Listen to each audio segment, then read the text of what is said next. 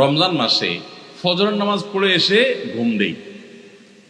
আপনার যদি রাতে ঘুম না পুরে আবার দিনে ডিউটি থাকে, ঘুম একটু যদি যাওয়াই লাগে, তো ফজরের পর পর ঘুমাবেন না।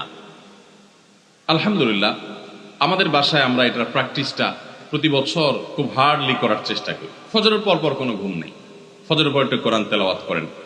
প্রথম প্রথম চোখ ভেঙে আসবে, কারণ আপনি ভোর রাতে উঠছেন, অভ্যাস নাই।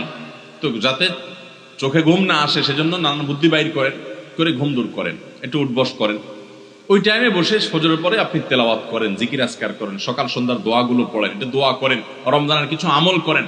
এশাকের নামাজের ওয়াক্ত হয়ে গেছে, 2 রাকাত নামাজ পড়ে এরপর আপনি পারলে দরকার হলে শুয়ে যান, কিন্তু ফজরের পর পর শুয়ে যাবেন না। এটা একটা ভুল, কারণ নবী করিম সাল্লাল্লাহু আলাইহি সাল্লাম সকালের এই সময়টার জন্য দোয়া করেছেন, আল্লাহুম্মা বারিক লি উম্মতি ফি বুকুরিহা, আল্লাহ আমার উম্মত জন্য সকালের সময়টাতে বরকত দান করুন। আর ওই সময় আপনি ঘুমায় থাকছেন।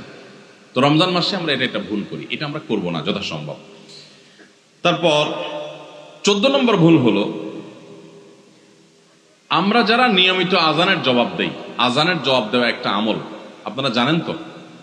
মুয়াজ্জিন যা বলে তার সাথে সাথে তা বলা, তার পরপর সেটা বলা। মুয়াজ্জিন যখন আল্লাহু আকবার বলে, তখন আপনিও আস্তে আস্তে করে আল্লাহু আকবার